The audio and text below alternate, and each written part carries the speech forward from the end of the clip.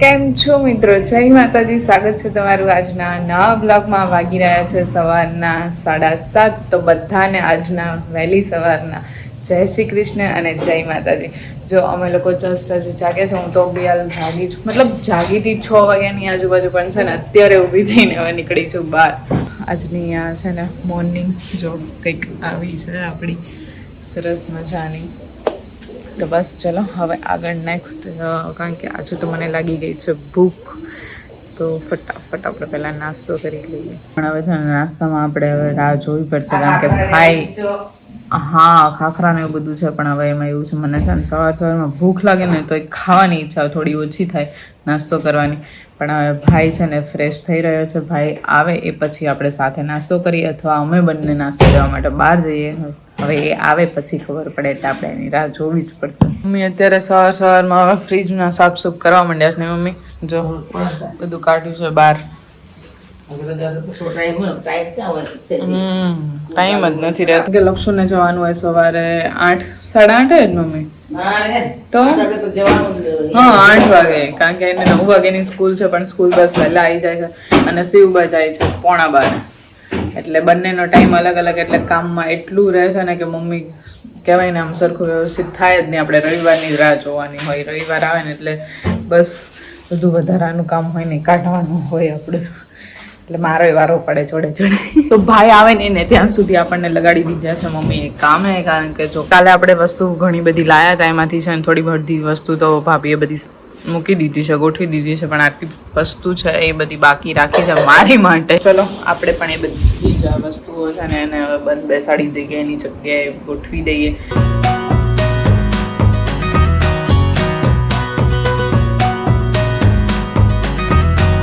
મિત્રો આ વસ્તુ છે અમારા શિવબાની મુસલી. શિવબા કેટલા હોશિયાર છે બોલો. આ પર્સ એને લીધું ને, પર્સની અંદર શું છે ને હું તમને બતાવું. જો આ બેનની કોકોનટ, આ જો છે ને, બાકી આમ જો નીકળતી જ જઈશ. કેટલી લીધી સ્નીકર. ફેમિલી આપણે થઈ ગયા છીએ રેડી, વગર નાસ્તે કરે. વાગી ગયા છે અત્યારે જો 9, અને છે ને હવે આ ભાઈ રેડી થયા છે. કોઈ કે ના આવ્યો નથી આવ્યો, એક ને એક કપડા તું શું લાઈ કરે છે ભાઈ? એક ટાઈમ નથી, આ ટી-શર્ટ ત્રીજી ટી-શર્ટ છે, સેમ ટી-શર્ટ પણ સેમ લાવો એટલે બધાને એવું જ લાગે કે એક ની એક જ પહેરી છે વગર ધોયે તે પાછી. તો ચલો હવે ફેમિલી આપણે જઈએ બહાર, કારણ કે એમાં એવું છે કે હું હજુ તો રેડી થઈને નીચે આવીને ત્યાં મમ્મીએ કીધું કે આવે છે મહેમાન, એટલે આપણે જવાનું છે એ માટે થોડી ઘણી વસ્તુ લેવા, શાકભાજી ને એવું લેવા. તો નીકળીએ હવે. ફેમિલી આપણે આવી ગયા છે અહીંયા બસ સ્ટેન્ડની બાજુમાં જ, કારણ કે આપણે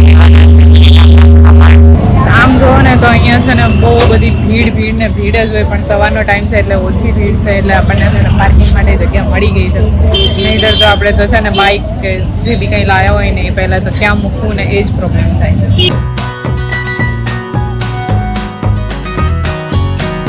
તો ફેમિલી હવે છાંટા થઈ ગયા હતા ચાલુ, એટલે અમે લોકો લઈને તરત નીકળી ગયા છીએ. અને ભાઈ તું શું કહે? શ્રીરામના ખમણ એટલે શ્રીરામના, એને તો બહુ ભાવે. જ્યારે અહીંયા આવે ને એટલે ભાઈ પહોંચી જ જાય ઘરે કીધા વગર પાછો. તો ચલો હવે નીકળીએ આગળ, અને બીજી ઘણી વસ્તુ પણ લેવાની છે. અને હજુ તો ચાલુ નતું થયું, 9:15 થયા હતા ને તોય નહીં. 15 જણા કાઉન્ટરે ઊભા હોય લેવા માટે મારા પૈસા આપ્યા પછી બાદ બોલવાનું નહીં બીજી વાર. નહીં કરતે નહીં, બહુ જબરા છે ભાઈ શ્રીરામ વાળા. ભાઈ એને નામ કરી લીધું છે એને, ચડામારી હોય ને એટલે ભાઈ બધા બોલ કરે છે ભાઈ મને પૈસા આપ્યા છે અને પહેરા દઈ દો. હા એટલે કઈ નહીં, એનો ટેસ્ટ બહુ સારો હોય છે. બહુ જ મસ્ત હોય.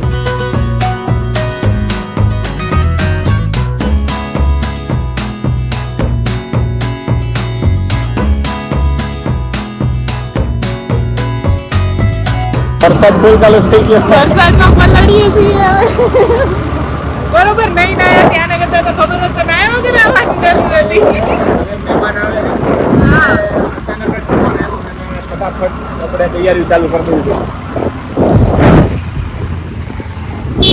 પણ કઈ નહીં, હવે પહોંચી ગયા છીએ આપણે.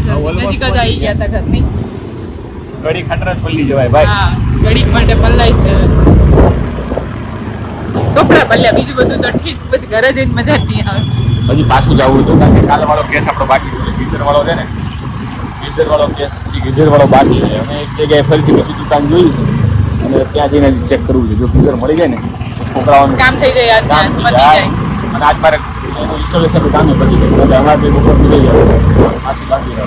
પણ એમાં એવું છે, હવે આપણે વસ્તુ જે લાયા છે શાકભાજી ને એવું બધું, એ જ્યાં સુધી ઘરે નહીં પચાડીએ ને ત્યાં સુધી હવે છે ને ચાલુ નહીં થાય જમવાનું બનાવવાનું.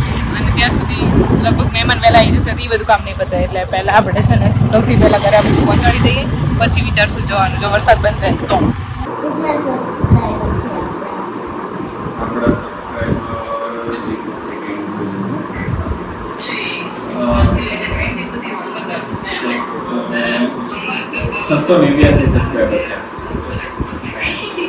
લક્ષુ 689 થયા. કેટલા કરવાના છે?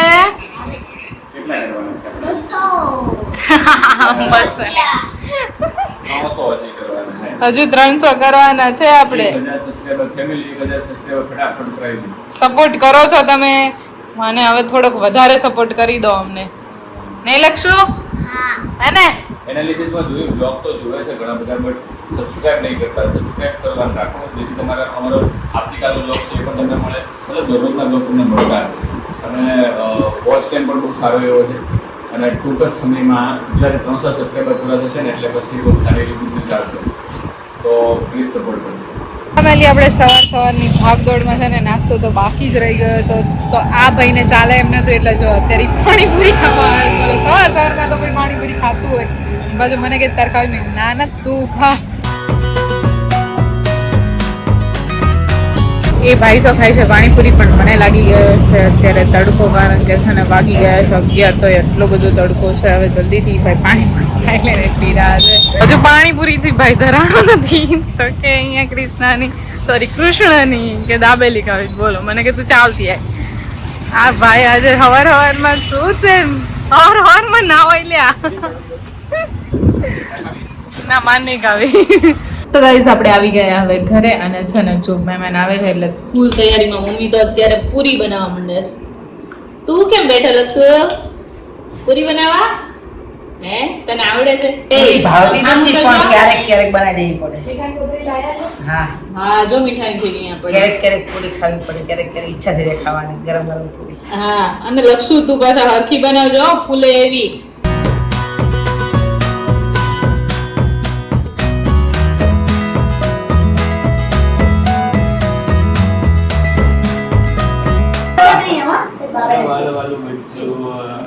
પપ્પા જાય છે હવે, આમ જો સામાન જો. તું શું કરે છે? નાની આપે પૈસા મૂકસ. લાય હું લઈ લઉં છું. લાય, ટાટા, જય માતાજી. વહેલા વહેલા ઘરે પહોંચી જજો. મોડા નીકળ્યા છે એટલે.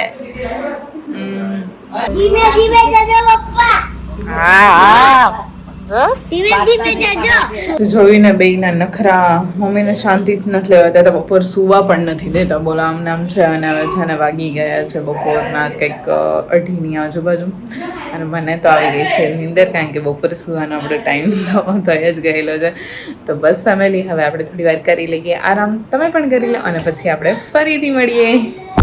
તો ફેમિલી, હવે પડી ગઈ છે સાંજ, આપણે જાગી ગયા છીએ, જો કે આરામમાં હતા. અને શિવબા, શું કરો છો તમે? કઈ નહીં, આપણે લક્ષણ ગાડીથી રમતી હતી. લક્ષણ ગાડીથી રમતી હતી, તો પછી લક્ષણ એનું બોલશે. આ જોતી હતી, લાઈટ ચાલુ થઈ, તું થોડી નથી જોઈ. તો એને સેલ્જન પૂરો કરી દીધો હશે. અને લક્ષુભાઈ શું કરે જોઈએ, જાગ્યા કે નહીં, કારણ કે એ મારી સાથે સાથે સુઈ ગયો હતો. ખબર પડી ગઈ લક્ષુભાઈ છે ને સુતા સુતા, બોલો આવું હોય ભાઈ, તે ચાલુ કરી દીધું. શું ખાસ તું? ચોકલેટ ખાસ ને?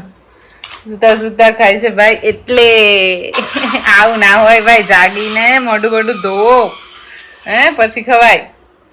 કઈ જ ખાસ બતા તું? નાળિયેરની કોકોનટ વાળી છે ને. તો લક્ષુભાઈ તો ગઈકાલે છે ને ખાલી ગાડી જ લીધી હતી, પણ શિવભાઈ બહુ બધા રમકડા લીધા હતા. હે શિવ? બેને બહુ બધા લઈ લીધા છે, અને આખો દિવસનો ક્રૂ બસ એનાથી જ રમ કરે છે, કારણ કે નવા નવા રમકડા છે ને એટલે રમશે જ હવે. તો ગાઈઝ ટાઈમ થઈ ગયો છે જમવાનો અને આજે મમ્મીએ બનાવી છે જમવામાં દાલ બાટી. તો ચલો આવી જાઓ જમવા માટે.